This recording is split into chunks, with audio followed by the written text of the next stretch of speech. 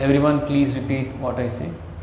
Om Namo Bhagavate Vasudevaya. Om Namo Bhagavate Vasudevaya. Om Namo Bhagavate Vasudevaya. Om Namo Bhagavate Vasudevaya. Om Namo Bhagavate Vasudevaya. Om Namo Bhagavate Vasudevaya. Om Vishnu Padaya Krishna Prishta Bhagavate Srimate Bhakti Vedanta Swami Nityanamane Namaste Saraswati Devi Gauravani Pracharane Nirvishesha Shunyavadi Pascharya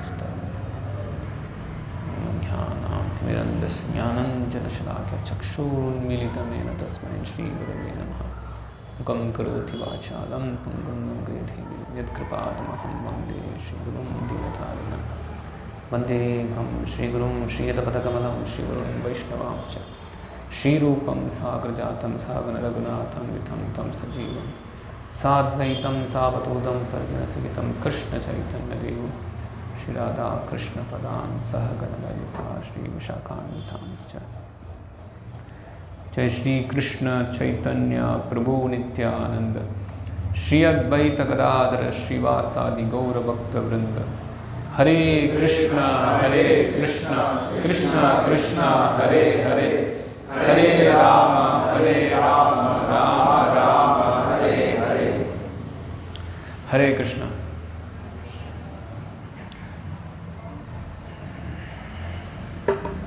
Is there any newcomer for the class? Oh. Hare Krishna, welcome. So this title is circulated. Okay. Yeah. So the title which was given, I think, to your group is Happiness is Eternal? Or is happiness eternal? Happiness is eternal. Okay. Okay, fine. So let's discuss about happiness. It's a natural propensity of everyone. Is there anybody in the world who doesn't want happiness? At least right now we are in this room. Is there anyone in this room who doesn't want happiness? They can raise their hand. So you all want happiness. Yes. Is there anybody outside the world who doesn't want happiness? Do you think that is there anyone who hate to be happy? Huh?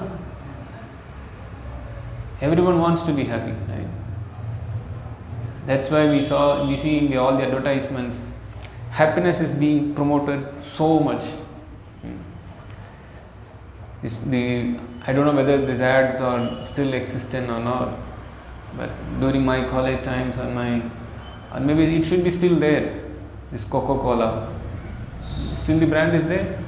Still people are trying to find happiness by drinking Coca-Cola, because I think the caption for Coca-Cola is, anybody knows? Open happiness. Yeah, open happiness. Yeah, I don't know whether anybody got happiness just by drinking Coca-Cola. Yeah, maybe temporarily we may get some sensation in our tongue, so we may try to find. But how the advertisement is projected, that doesn't actually happen while drinking Coca-Cola, or let's be practical, even by drinking Pepsi you are not going to get that, or whatever anything that you are going to find in the supermarket. By taking that we are not going to find happiness. But happiness is instinct of every living being, not just human beings. We are all human beings, no doubt about that. But then there are so many living beings. Shastra speaks about 84 lakhs of living beings. Living being, human being, they are one of the species. So Shastra speaks about 84 lakhs. Jalaja Navalakshani. There are 9 lakhs of living beings. I am speaking living being refers to a particular species. There are 84 lakh species. Human beings are one of the species.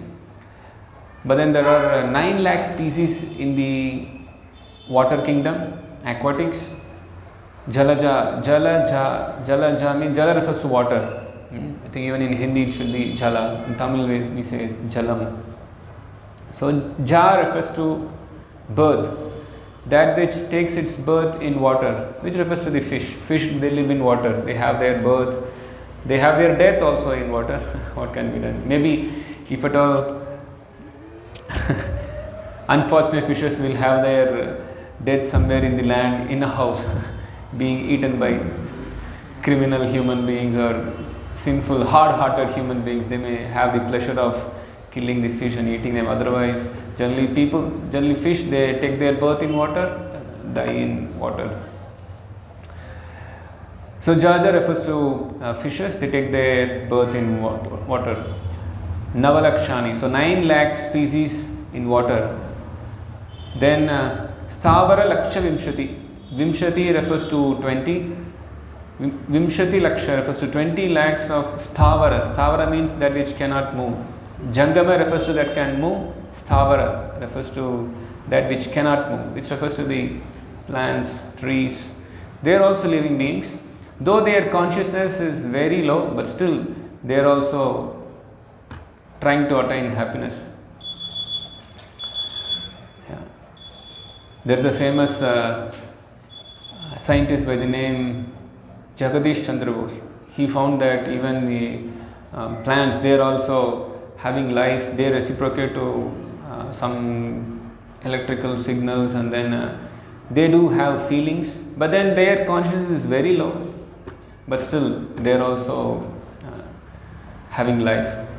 Sthavar Laksham Shati. Then Krimayo. Krimayo refers to that which moves like a reptile. So reptiles and amphibians, 11 lakhs. Then 30 lakhs among the animals. Then Pakshinam, Dashlakshanam, 10 lakhs species that fly in the sky, refers to the birds. Then Chatur Laksha Naranam, the human beings are 4 lakhs. Actually, there are 4 lakh human beings. We are one sort of species, but then there are many, just like if you go to China, they are a different species. Then European breeds are there. Then as per Shastra, there are so many different categories. They are all coming under human beings, but then there are 4 lakh species. Just like birds, we know they are just flying, but still there are so many varieties within the birds. Certain birds are really so amazing, like the Hamsa, swans. Certain birds are very disgusting, just like the crows. Crows have a different sort of living, and the Hamsa, swans, they have a different sort of living. But still they are all grouped under birds. So similarly, human beings, there are so many varieties of human beings. And these 84 lakh species are found throughout the universe. Shastra is so scientific that it exactly says that 84 lakh species are there, and they are present throughout the universe, not just only in this world where we are living. We are living in a very tiny part of the universe, very, very tiny portion. It's just a dust when compared to the big sky that we are seeing in the space.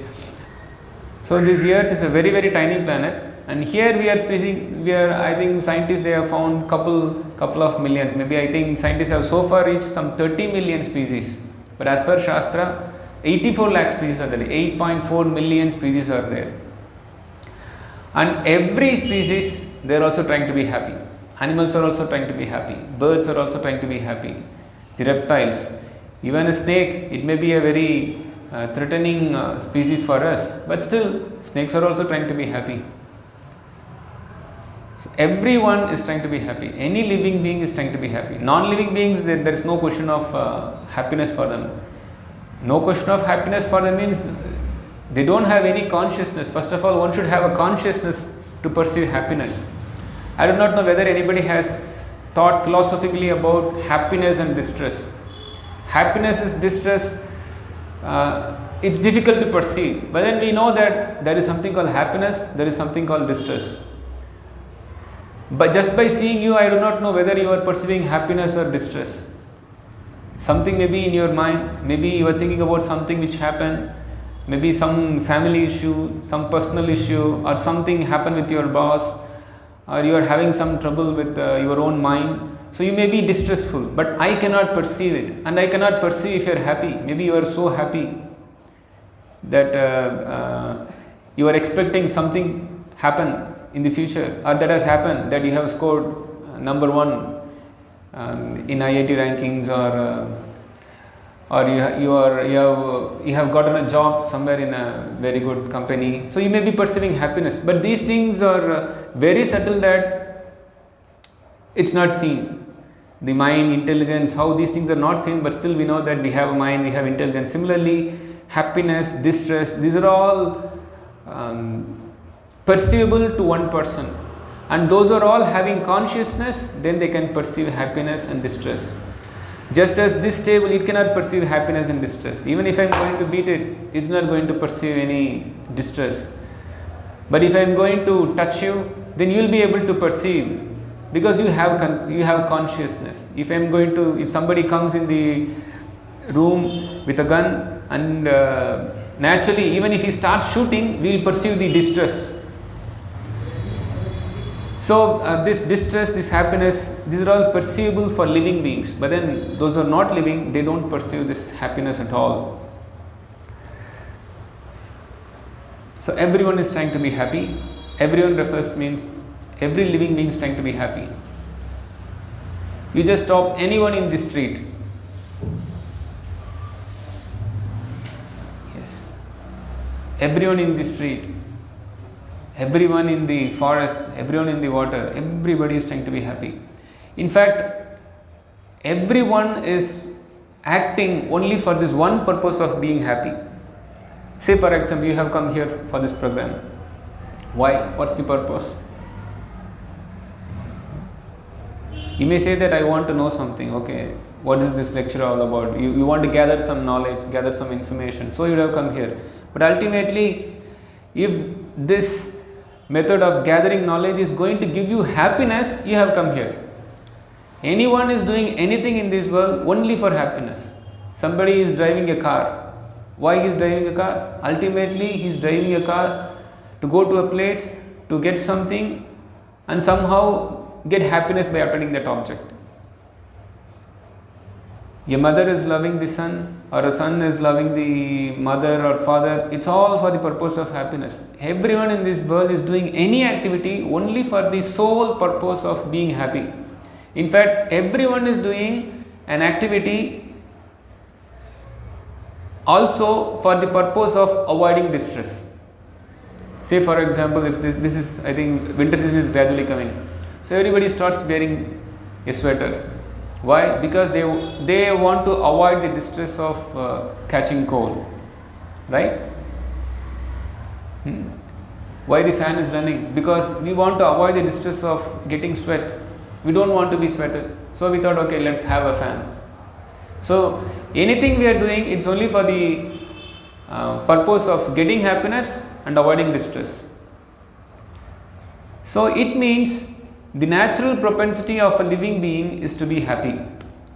The title is Happiness is Eternal. That's true. Happiness is eternal.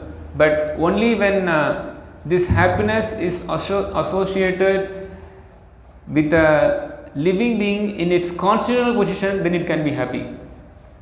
We say that happiness is eternal, but are we happy? That's the next question. Are we happy?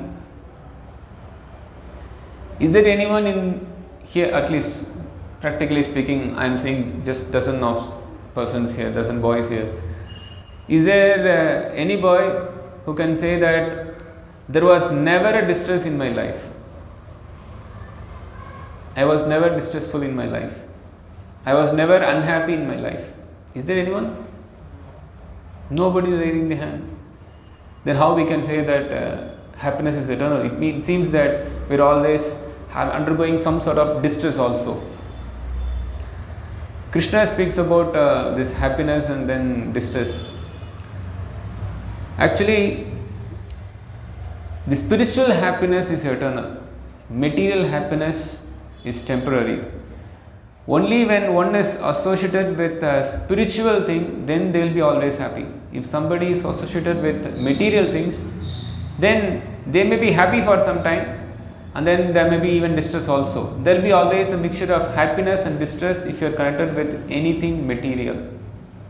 So spiritual happiness is always eternal, means its nature is to be eternal. But if at all we are associating ourselves with anything temporary, then that happiness is also temporary. So Krishna speaks about all these types of happiness in Bhagavad Gita. Whatever I am speaking, it's all based on Bhagavad Gita or the supreme transcendental literature Srimad Bhagavatam. So if one wants to be happy, then one should try to know how one can be happy. The process of being happy should be known. Generally, even around the world, everybody is trying to be happy, but then the promotion for happiness is actually wrong in the outside world. That's why everybody is suffering. Everyone in Bangalore city is suffering. There is no doubt about that. Everyone is suffering. Why to speak of Bangalore city? Not just Bangalore city, even New York city or London city or the Paris city, or why to speak of cities, even the towns and villages. Everyone is suffering. There is no doubt. Everyone is suffering. Everyone is searching for happiness, but they are not finding happiness. Everyone is suffering because they are not searching for happiness in the right place. Just like the Shastra gives the example of a mirage. You all have heard about mirage. Someone coming from a very hot place, they will be constantly seeing mirage. At least in India, people will often see mirage. Everybody knows mirage, right? Yes. So mirage shows water in it. But is there water in it? There is only an illusion of water in it. It's actually showing water. There is no doubt that there is water in the mirage. But it is the illusion of water present in the mirage. But the illusion of water in the mirage gives us the idea that there is something called water somewhere. Similarly, here in the material world, everybody is searching for the illusion of happiness. Shastra says that in the material world, which is compared to a mirage, wherever you try to search for happiness, you will never find. Just like in a desert, an animal may try to find water in the mirage. It will just go and search for water. It will see that there is a mirage, but it doesn't have the intelligence to understand that is mirage and there is no water in it. It will be simply captivated by the mirage of water. It will run to the mirage. Okay, let me find water in the mirage. And when it goes to a particular location, it will see that it has not attained the water, but then the water is lying somewhere far because the mirage keeps on moving. When you go near, the mirage still goes further. So similarly, the animal it keeps on searching for the mirage in the water in the mirage. It goes further. Its thirst increases more and more, and finally it dies, not getting water at all. Similarly, someone who is searching for happiness here in the material world, they will never find here, because there is no happiness here. Krishna is saying in Bhagavad Gita, Dukkhalem ashashvatam napnuvanti vatmanaha. This material world is a place for suffering. So we will never find happiness here. Krishna says that Yadgatvana nivattante taddama paramamama. If you want happiness, then you should come to a place where happiness is actually present. If you want water, you should not go to the mirage. Where you should go? We should go to the river or a clear pond or a clear lake. There you will be able to find sumptuous water, a reservoir of water. There you can quench all your thirst. Similarly, if you want happiness, you can't search in the material world. Krishna speaks about the spiritual world. Krishna speaks about his personality. And if you, just as we may know that water is found in the river, but then we should know where to go for the river. So similarly, Krishna is directing how and where we can find the river of happiness. There is a famous verse in the Upanishad, Ramante yogino anante satyanande chidatmani iti rama padeneshu param brahma vijiyate. Happiness is present in God. When I started this class, I started with the song Jai Radha Madhava Kunja Bihari. Later you can go and see the meaning of the particular song. Particularly, that song is sung by our founder Acharya Bhaktivedanta Swami Srila Prabhupada before beginning any class. If you just see the meaning of that particular verse, you will see that Krishna is always happy. Just here you are seeing Krishna, he is always happy. God is always happy. God is never sad. God should be always happy, right? Otherwise, why he is God? If God is a very dull person, he is a very morose person, if he is a very boring person, then how we can call him as God? God is the supremely happiest person. So, raso vaisaha, this is what Shastra says, raso vaisaha labdva hinandi bhavati. There is unlimited pleasure in God. When you are connected with God, then you can be happy. So, we are speaking about the river of happiness. You should know where the river is there so that you can quench your thirst. Similarly, if you want happiness, you should know where you can find your happiness, then you will be able to quench your thirst for happiness. We are all searching for happiness, but then we are searching in a wrong place. The happiness is in Krishna, raso vaisaha. And when one is connected with Krishna, then one will be happy. Just as a child is always suffering when it is separated from the mother. You may take the child from one person to another person. You keep on move the child will never be happy. But child will be happy only when it comes and sits on the lap of the mother. So similarly, we can move from one destination to another destination, change from one body to another body, but then we will never find our happiness unless we come to the source of us and the source of happiness, which is Krishna, God, the Supreme Personality of Godhead. So only when one is connected with the Supreme Lord, then we can be happy. This is a very simple formula. Our message is very simple. If you want happiness, then connect yourselves with God, who is the source of all happiness. And God is always happy. God doesn't have any work. He doesn't go to an office. He doesn't have any pressure from his boss. In fact, he is the boss of all bosses. There are so many bosses here in the world. Every boss has to meet his destination called death. Or there will be some person who will be competing, just as there are politicians. They are the rulers of the current state or India or the country or the world. But still, there is always competition for the post, then another person becomes the boss of the country. But that's not the case with God. God means he is the supreme ruler. There is no ruler above him. He is the supreme ruler of all rulers. This is God. So, God means he is always joyful. Generally, why I just gave the example of he doesn't go to office, he doesn't go to any factory, because our conditioning is that going to office is not a job of happiness. Do you think that we are going to, okay, say we are searching for happiness. Do we go to office every day? Is there any working youths here or all are students? Working, okay. How many are working here? Yeah, few are working here. So, you are going to office with a very, very happy state of mind every day? Can anyone say who are working that I am going to office so happy? I am just waiting every day in the morning. When the sun will rise, I can take an early bath and go to the office. Is there anybody waiting here? Is there anybody who, in fact, what to speak of waiting? In fact, everybody even hates to go to the office. Nobody wants to work. Actually, our nature is not to work because our Lord, he doesn't work. There is a statement in the Shastra, it says that, I am not getting the verse. Natasya karyam karanam cha vidyate. Then what comes? The next line. Natasya karanam karanam cha vidyate swabhaviki jnana bala kriya cha. Natasya karyam.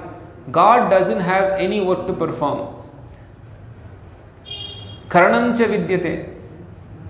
It's not that he has to do something so that he can become God. That's not the case with the rulers. Somebody is ruling the country of India.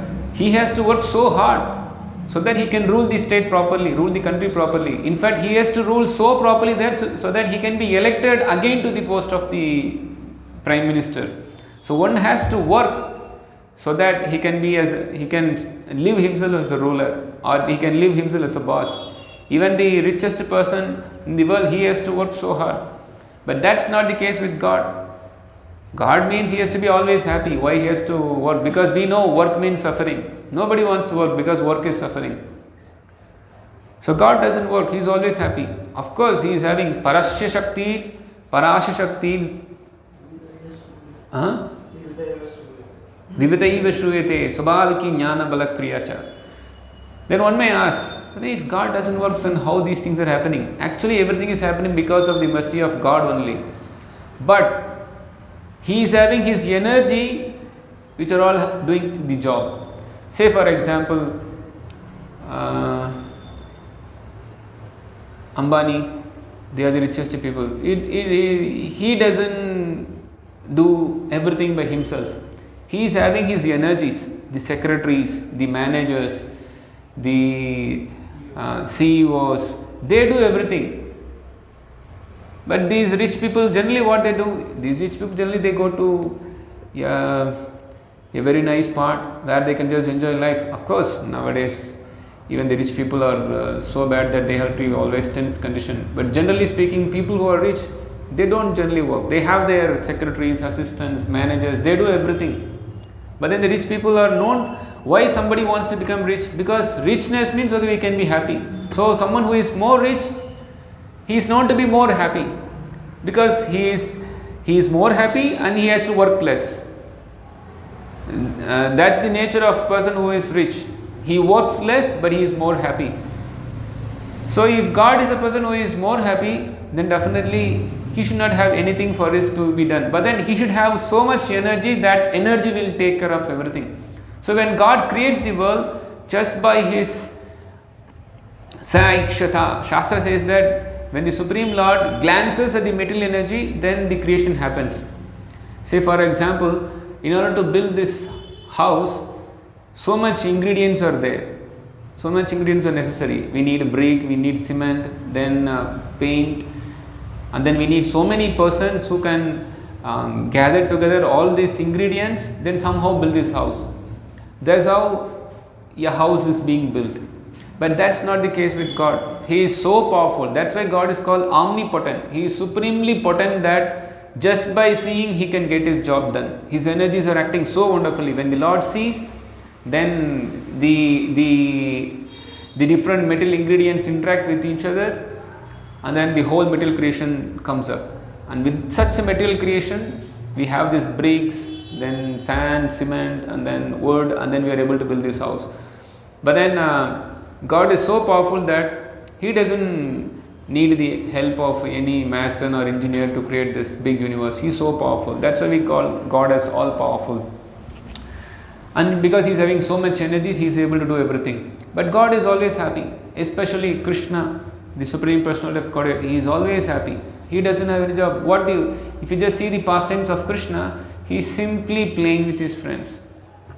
He is simply playing with his girlfriends. He is simply taking care of the cows, going for a picnic, taking food in the forest with his friends and enjoying life.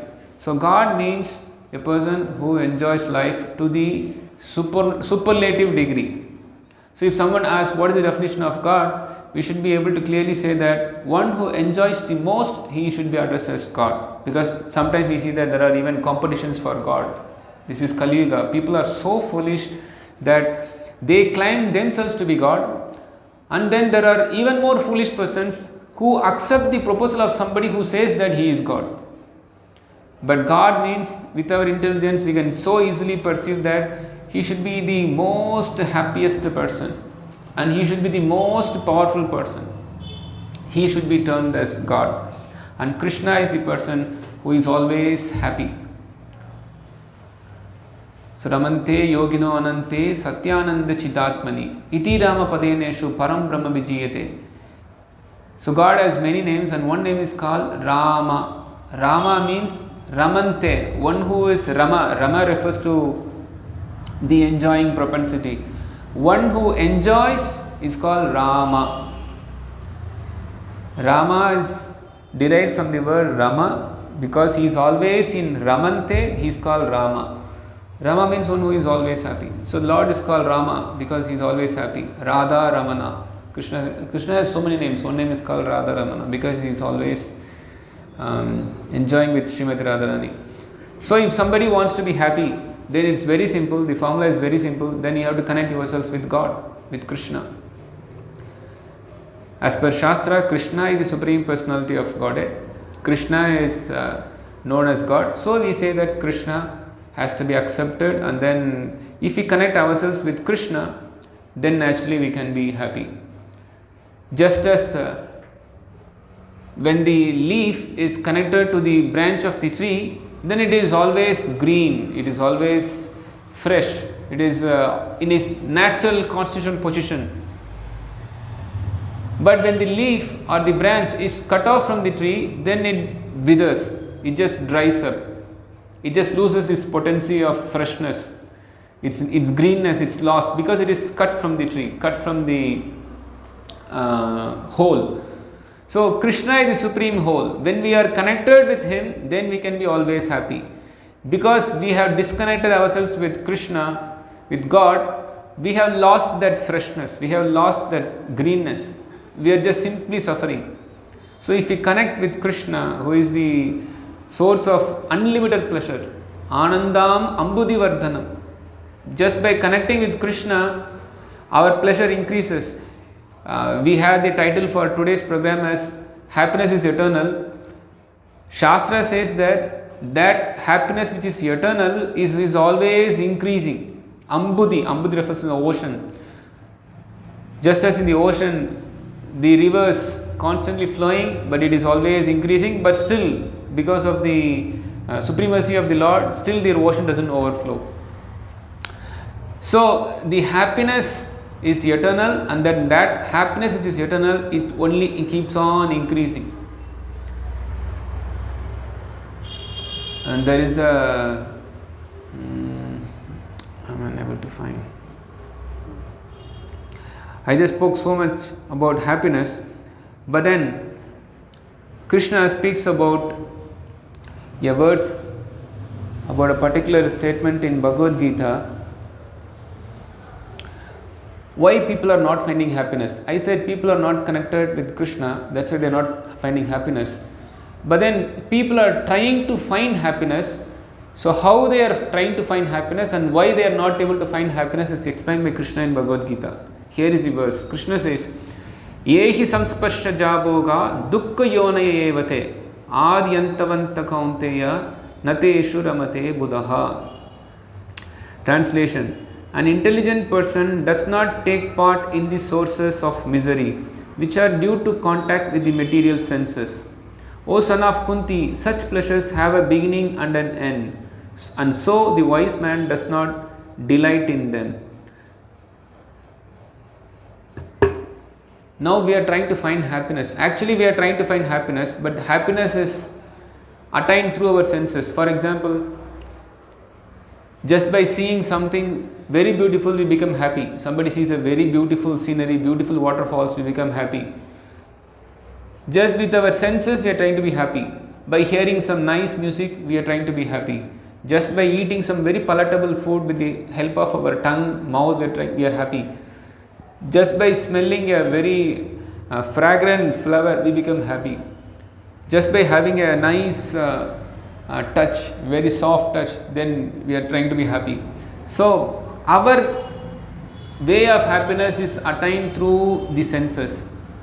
But Krishna says that any intelligent person who does not, who takes part in the sources of contact with the material senses, then he is miserable. So if we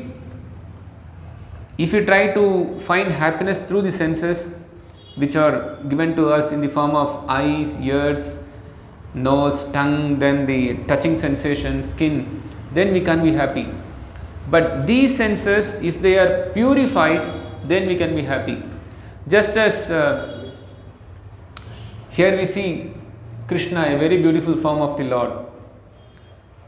If you are trying to see anything material, for example, any material beautiful scenery or a beautiful girl or a beautiful boy or anything beauty we are trying to see, that has a beginning and an end. Say for example, you are trying to find a beautiful girl. Just by seeing a beautiful girl, we try to be, because of the sensation, we are happy. But then that beauty of a beautiful girl doesn't last for a long time or doesn't last forever. Nateshu ramate buddha. That pleasure that has a beginning and an end is a source of misery. Someone may be very beautiful now, but as time passes, their beauty is lost. Then one cannot be happy. So similarly, anything which is concerned with the material senses and material objects have a process of deterioration. So whatever sensory pleasure which seems to be happy initially, finally it will end with miserable. But if you are always connected with an eternal thing, then we will be always happy. Just as Krishna is always beautiful. When you always see the beautiful form of Krishna, then we can be happy. Here Srila Prabhupada, he speaks about the Prabhu, you have to finish it by 7:45, something like that. Okay, then I think this will go.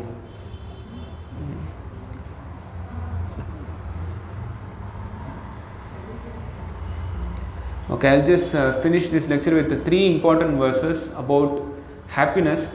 Krishna speaks in Bhagavad Gita. With that, I'll just wind up the lecture. Krishna speaks about 3 sorts of happiness in the material world. Actually, everybody is trying to be happy, but then there are 3 sorts of finding happiness. One happiness is the happiness in the mode of goodness. The second is the happiness in the mode of passion. The third is the happiness in the mode of ignorance. So Krishna speaks about the 3 different types of happiness that one is trying to find. This is text 37 of the 18th chapter. Yatadagre vishamiva pariname amrutopamam tatsukam satvikam proktam atma buddhi prasadajam. That which in the beginning may be just like poison, but at the end is just like nectar, and which awakens one to self-realization, is said to be happiness in the mode of goodness.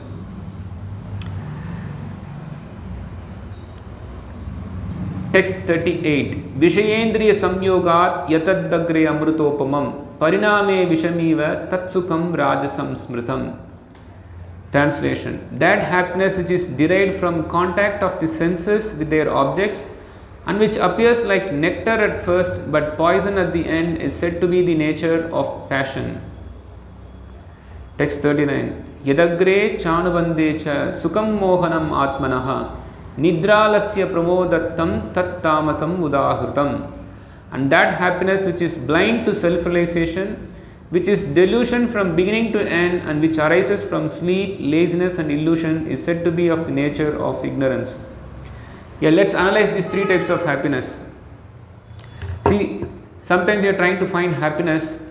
Initially, it is giving us happiness. Say, for example, when we find a beautiful bakery shop or an ice cream shop, ice cream parlor, we immediately try to get the ice cream, and immediately we will have some pleasure. But then we know that because of taking an ice cream, because of this winter season, then we may become sick in the future.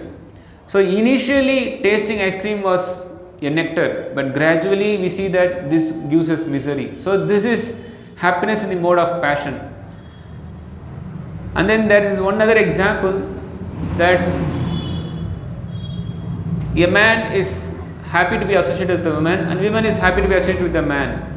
So initially the touch of a man and a woman is really very nectarian, but gradually we see that because of the contact of these both of the senses of the man and the women, then there are children, then family, then we say that there is then divorce, frustration, depression because of the contact. Then later we don't find any happiness in that relationship. So that happiness of sex life, that is also in the mode of passion. There is something called happiness in the mode of ignorance. You can take the example of the person who is addicted to intoxicants, a drug, a person who is so much involved in drinking. He thinks that I will be happy by taking wine, alcohol. But any sane person will know that Even taking alcohol in the first instance is actually a suffering thing. Taking a cigarette even in the first instant is actually a so painful thing. That's why a person who smokes at the first instant, he'll keep on coughing. Somebody who is trying to take alcohol for the first time, his body is trying to reject it like anything. But just because he is keep on taking, because of the addiction, then he thinks that okay, taking a cigarette or taking a wine is very good for me. But a very sane person can clearly say that even in the first instance, first contact with a wine or alcohol or a cigarette is actually a miserable thing. And at the end also it is going to be misery. Just by contacting cigarette or alcohol, we are going to be ending up with so much of worst diseases like cancer. We'll just spoil our liver by taking alcohol. So this is sort of actually no happiness. The person in the mode of ignorance, for him the obtaining an object at the first instance is also suffering and at the end is also suffering. But that's not the case with the mode of goodness. A person who is trying to find happiness in the mode of goodness, initially he will find that to obtain an object I am taking so much of suffering, but actually ultimately he will be happy. Just as the example is given, the process of self-realization that we devotees have taken up, it involves so much of controlling the mind, controlling the senses. But at the end we will see that the devotees are very happy. Initially it looks like, oh, we should not eat meat, we should not drink wine, we should not drink alcohol, we should not take cigarettes, oh, we should not have any illicit affair with any women. This all seems to be like a poison for us initially. But if you take up the process of self-realization, if you just control your senses, you just control the mind, though initially it looks to be of a very, very tapasya, austere life, then at the end you will see that this is a very, very beautiful life. You will see that you will be able to achieve nectar at the end. So that's what human life is meant for. We should strive for that happiness. Nate vidu swartagadim hi Vishnu. We do not know where to find happiness and what is the process of attaining that happiness. The process of attaining that happiness involves the process of controlling the mind and controlling the senses. But the beauty of Krishna consciousness, which we as devotees are practicing here and presenting to you, is that just by following the process of bhakti yoga, you don't even have to have the austerity of controlling the senses or mind. Just the process itself is so nice. There is a very famous verse by Govindas. He says that Parama Karuna Bahu Dujana Nitai Gaura Chandra Sabha Avatara Sara Shiromani Kevala Ananda Kanda. Generally, any process of self-realization involves really a very austere life. But then the process of Krishna Bhakti is so nice that the whole process itself is only happiness. Beginning also happiness and ending is also happiness. That is the supermost process of Krishna Bhakti. That's why Krishna says in Bhagavad Gita, Rajavidya Rajaguhyam Pavitramidam Uttamam. What then? Sushukkam Kartum Avayam. This is always a happy process. The process of Bhakti Yoga is always happy. Say, we are not telling that don't eat anything, but we are saying that eat nice, tasty, delicious, vegetarian Krishna Prasadam. Who will say no to a nice, delicious Krishna Prasadam? Cooked in ghee, served with so much of love and affection. And we are not saying that no sex. We are saying that no illicit sex. If at all you are disturbed by the senses, then you can officially get married, have a child, raise the child in Krishna consciousness. Krishna says in Bhagavad Gita that Dharma Virudo Bhuteshu Kamosmi Bharadarshava. Having a child as per religious principle is me, Krishna says. So if one can have sex life and have a child and give Krishna consciousness to the child, then that sex life is Krishna. So we are not saying no to anything. We are only purifying the process. We are not saying no to eating. We are telling you to purify the eating. We are not telling that don't sleep. We are just regulating your sleeping. We are not saying that no to sex life. We want to regulate the sex life. Just by regulating all these things, then finally you will attain happiness. And the process of Krishna consciousness is so beautiful that even attaining taking the sadhana of that process, that itself gives us happiness. So this is our humble request, that you all please take to this process of Krishna consciousness, and definitely you will find the process to be happy, and ultimately you will find a never ending happiness by attaining Krishna.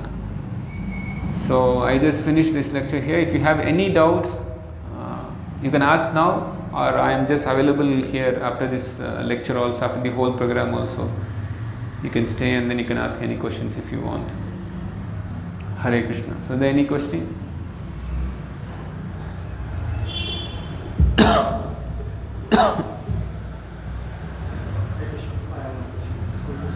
Happiness, like I just want to ask about distress. So if you are in distress condition, so what is that we need to do? What is that we need to do? Distress. You need to turn to Krishna. Yeah. There is a verse by Srila Bhaktivinoda Thakur. He is a very beautiful song he is singing. He is saying, Jeev Jago, Gaura Chandra Bole. He is saying that, wake up. Very simple answer, just wake up. You don't have to suffer. Suffering is not your constitutional position. You just don't have to suffer. Just for example, consider the example, somebody is sleeping and he is dreaming that a tiger is chasing him. How do you feel? So much distressful. So distressful that a tiger is searching you. Or you are in a mid of persons who are terrorists, then how you will feel? They're just having your hands and legs tied, and then they're ready to chop your head, and someone is having a gun in his hand, ready to shoot you. It's so much of shivering. You are just shivering, you are just suffering. Actually, this is not happening, but you are just dreaming. And if someone just wakes you up, then you have become so relieved, because this is not actually happening to you. So similarly, we are all suffering, but that's actually illusion. We just have to wake up from our suffering position. And that waking up process is Krishna consciousness. Just wake up. Just understand who you are. Just know that you are just sleeping. And if somebody is waking up, you just be happy that someone has waken you up. So first, actually in spiritual life, first we have to know who we are. I was just thinking about so many things. Actually, in a matter of 45 minutes, how much we can speak. You have to learn this process. You have to take some of our books. We have Bhagavad Gita. We have Science of Self-Realization. You have to buy these books. Then you will know what we are trying to say. You should buy Bhagavad Gita, Srimad Bhagavatam. Then you will be able to understand what subject we are speaking about. Generally, we think, actually I spoke about the senses with which you are trying to find happiness. We are having a body. This body is made of senses. Either the senses are acquiring the knowledge, or they are doing some activity. So with the senses, this body is made of. But we are not at all this body. We are only possessing the body. We are the possessor of the body, but we are not the body. But just as someone is having a car and he is nicely taking care of the car, he will never be happy by just taking care of the car. He can, of course, he may be happy by taking care of the car, but unless until he is giving some food to him also, he is simply taking care of the car so nicely, but not taking care of him, then he will never be happy. So similarly, we are nicely taking care of the body. We are taking care of the eyes. We are giving so much to our eyes, so much to our ears, so much to the nose, so much to the tongue. But we will never be happy just by feeding our body. We have to feed the soul. This body is a yantra for us to travel. That's okay. But then we are not the body at all. We are the person living in the body. that person is the soul, the Atman. That Atma Vidya you can find in Bhagavad Gita. And how that Atma can be happy, how practically it can be happy by the process of bhakti, that is detailed explained in Srimad Bhagavatam. So you just take these literatures. I can say that you just wake up, but then how to wake up, it's a big process. So you have to take knowledge. Just like you are asking question to me, so you are taking knowledge from me. So these are the books which we are just showcasing outside, which gives this knowledge. So first you should take these books and get knowledge. Buy these books. There is a book called Krishna, the Reservoir of Pleasure. It's a very small book, Krishna, but a very powerful book. How Krishna, the Reservoir of Pleasure. We are speaking about happiness, but then I said we should go to the place where happiness is present, and Krishna is full of pleasure. And whoever is connected with Krishna, they also become so much happy. If they are not connected with Krishna, then we just simply suffer. So we have to just wake up. If somebody is suffering, it's very simple that they have to question why they are suffering. In fact, when one questions their suffering, then they are actually befitting the human form of life. Until one questions, actually you asked me a question that how we can be free from distress. This is a very intelligent question. In fact, human life begins by questioning why I am suffering. Because animals cannot question. Animals will just suffer and then die. Birds will just suffer and die. Every species will just suffer and die. Nobody will question why they may even try to avoid suffering, that's it. But then they will never question why I am suffering. But only the human being can question his suffering. So our duty is to question our suffering. Then you are beginning your spiritual life. The spiritual life begins by Atato Brahma Jignasa. Question your suffering now. All other births you did not question at all. When you are having the body of a dog, you did not question why I am suffering. When you are having the body of a snake, you did not question why you are suffering. When you are having the body of a dog, a cat, or a bird, or a fish, you never questioned that why you are suffering. But now you have attained this human body. Now you have to question why I am suffering. So that's the intelligent question, why I am suffering. And the answer you can find in the Shastra. The whole body of Vedic literature is giving us this knowledge. So let's question at least. An intelligent person has to question why he is suffering. Also he said that three kinds of kleshas, Adi Bhautik, Adi Devik and Adi Adhyatmik. So they are in control of Adhyatmik. Adi Devik, Adi Bhautik, Adhyatmik, these are also refers to the miseries. They are not referring to the pleasures. They refers to the miseries. Yeah. Yes. So these are the books. Someone who is not having Bhagavad Gita, you please take Bhagavad Gita. Bhagavad Gita is a perfect book which introduces us to happiness. Krishna speaks about who we are, and just as Arjuna, he was in a very miserable, suffering, pitiable position. Then he questioned Krishna, how I can situate myself in happiness. Then whole Bhagavad Gita is spoken. The whole Bhagavad Gita was spoken by Arjuna to by Krishna to Arjuna, just to eradicate his suffering and put himself in happiness. So if somebody wants to eradicate his suffering, then he should begin his research by studying Bhagavad Gita. Then we have other books like Science of Self-Realization, Krishna, the Reservoir of Pleasure. Then gradually we should go to the literature of Srimad Bhagavatam, where you will find that Krishna is speaking about happiness, how to attain happiness. But there in Srimad Bhagavatam, you will find that happiness is directly present and you will be able to drink happiness in it. Here you will know, just as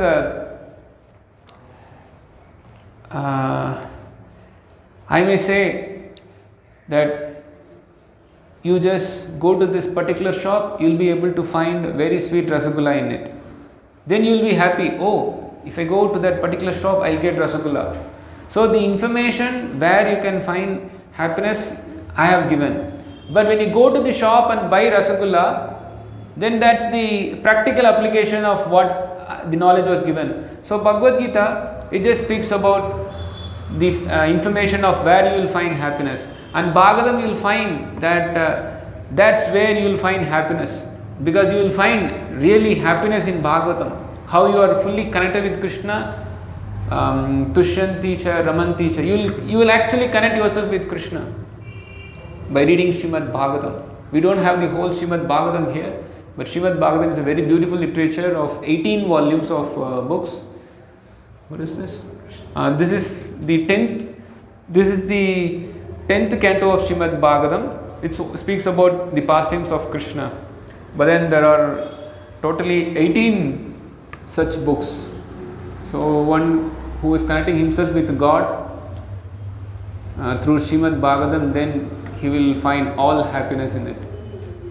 That's why the third verse of Srimad Bhagavatam says that Nigama Kalpataror Galitam Phalam Shukamukat Amrita Drava Samitam Pibada Bhagavata Rasamalayam. Whole Bhagavatam is full of rasa. I was telling you should go to a place where you can get happiness. That place is Srimad Bhagavatam. Just by connecting yourselves with Bhagavatam, just by every day Shunvatam Sakata Krishna Punya Shravana Kirtana, just by giving an oral reception to the literature called Srimad Bhagavatam, you will be happy. So if somebody wants happiness, then buy Bhagavatam. As simple as that. Just by buying Srimad Bhagavatam, you will be happy. By reading, you will be really happy. You are connecting fully with God. Because Bhagavatam itself is Krishna. Krishna Tulya Bhagavata. That's a very higher subject. Right now we are in a very, but still anyone can read Srimad Bhagavatam and be happy. So any other question?